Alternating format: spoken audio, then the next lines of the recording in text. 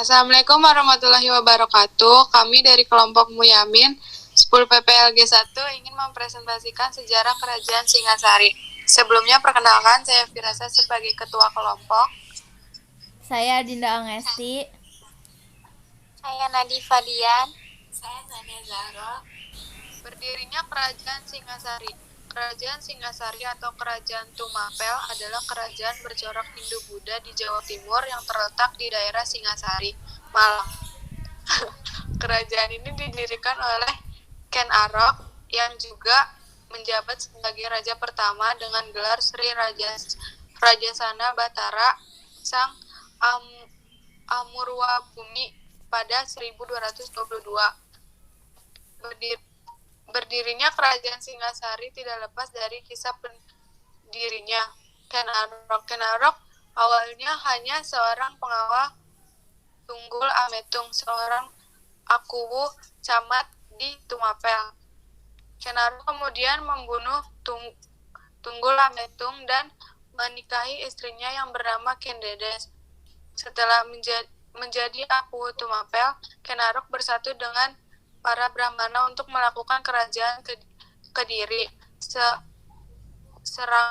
Serangannya pun berhasil hingga memaksa Raja Kertajaya menyerahkan kekuasaan kepada Ken Arok dan kerajaan dipindah ke Singasari. Menurut para raton, Tumapel semula hanya sebuah daerah bawahan kerajaan Kediri yang menjabat sebagai akuwu serta camat. Tumapel saat itu adalah Tunggul Ametung. Ia mati dibunuh dengan cara tipu muslihat oleh pengawalnya sendiri yang bernama Ken Arok, yang kemudian menjadi akuwu baru. Ken Arok juga yang mengawini istri Tunggul Ametung yang bernama Ken Dedes. Ken Arok kemudian berniat melepaskan Tumapel dari kekuasaan Kediri. Pada tahun 1254 terjadi perseteruan antara Kertajaya, Raja Kediri melawan kaum Brahmana. Para Brahmana lalu menggabungkan diri dengan Ken Arok yang mengangkat dirinya menjadi raja pertama Tumapel bergelar Sri Rajasa Sang Amurwa Bumi. Perang melawan Kadiri meletus di desa Ganter yang dimenangkan oleh pihak Tumapel. Nagara Kertagama juga menyebut tahun yang sama untuk pendirian kerajaan Tumapel, namun tidak menyebutkan adanya nama Ken Arok. Dalam naskah itu, pendiri kerajaan Tumapel bernama Rangga Rajasa Sanggirinaptaputra berhasil mengalahkan Kertajaya Raja Kadiri. Prasasti Mula Malurung atas nama Kertanegara tahun 1255 menyebutkan kalau pendiri kerajaan Tumapel adalah Batara Siwa.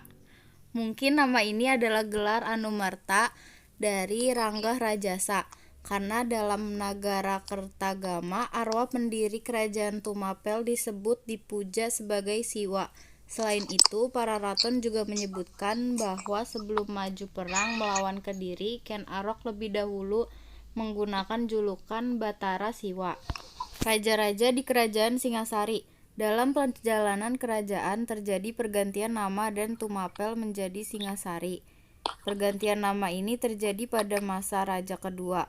Berikut raja kerajaan Singasari termasuk yang paling terkenal di antaranya. 1. Ken Arok. Ken Arok adalah pendiri sekaligus raja pertama kerajaan Singasari. Dalam kitab para raton disebutkan bahwa dia adalah anak Dewa Brahma yang lahir dari seorang wanita desa Pangkur, selatan Gunung Kawi. Ken Arok hanya bertahta selama 5 tahun dari tahun 1222 hingga 1227. Dia dibunuh oleh seorang budak atas perintah Anusapati. Anusapati sendiri merupakan anak Tunggul Ametung yang dikandung Ken Dedes. 2. Anusapati. Sepeninggalan Ken Arok, kerajaan diambil alih oleh Anusapati. Ia memerintah sekitar 21 tahun lamanya, dari tahun 1227 hingga 1248. Namun tidak banyak diketahui apa yang terjadi selama masa pemerintahannya. Pada tahun 1248, Anusapati meninggal di tangan Tohjaya yang tak lain adalah putra Ken Arok. 3. Tohjaya. Setelah mengalahkan Anusapati, Tohjaya menjadi raja kerajaan Singasari. Namun raja ketiga ini hanya memerintah dalam waktu yang singkat, tidak sampai 1 tahun. Tohjaya harus meninggal akibat balas dendam yang dilakukan oleh Ranggawuni, putra Anusapati.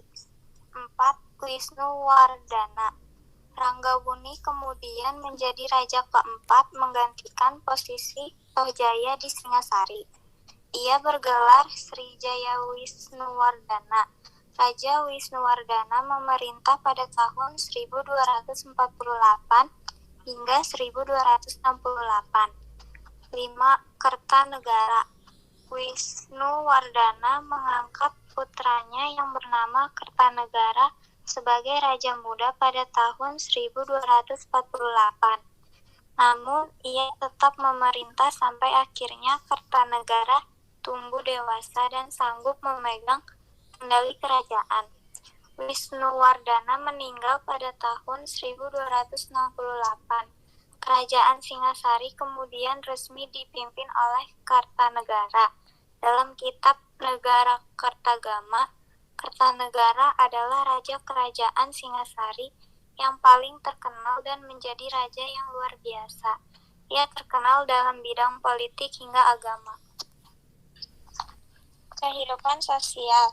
Kehidupan sosial masyarakat kerajaan Singasari, rakyat hidup dengan aman dan damai untuk mencapai kesejahteraannya. Akan tetapi, ketika masa pemerintahan Anusapati, kehidupan sosial masyarakat Singasari kurang mendapatkan perhatian. Baru pada masa pemerintahan Wisnuwardana, kehidupan sosial masyarakatnya teratur baik. Rakyat hidup dengan tentram dan damai. Begitu juga masa pemerintahan Kertanegara. Dalam kehidupan ekonomi, rakyat kerajaan Singasari hidup dari pertanian, pelayaran, dan perdagangan. Peninggalan Kerajaan Singasari. 1. Candi Kidal. 2.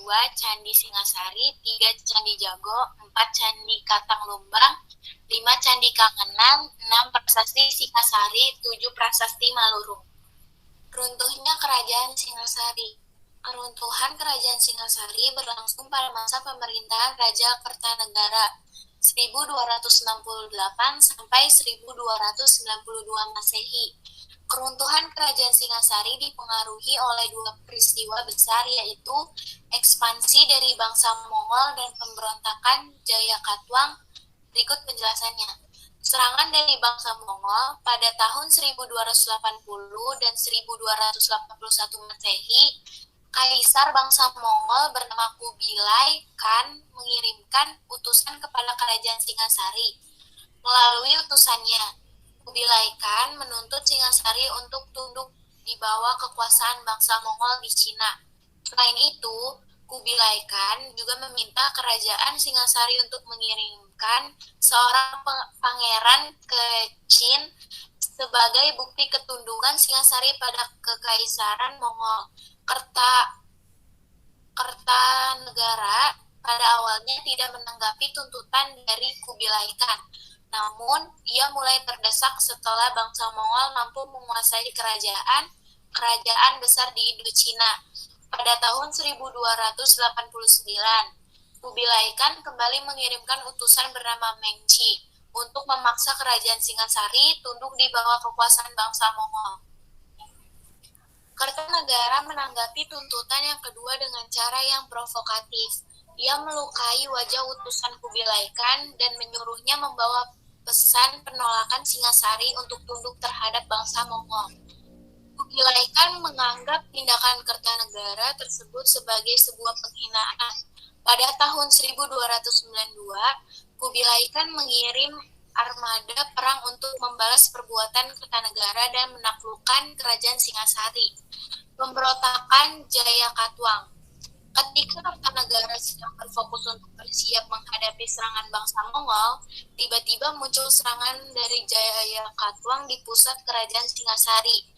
Dalam buku Mengenal Kerajaan-Kerajaan Nusantara 2009, Karya Deni Prasetyo Serangan Jaya Katuang terhadap Kerajaan Singasari berlangsung pada sekitar bulan Mei sampai Juni 1292. Serangan ini dilakukan ketika sebagian besar pasukan Singasari sedang berada di luar ibu kota untuk bersiap-siap menghadapi bangsa Mongol.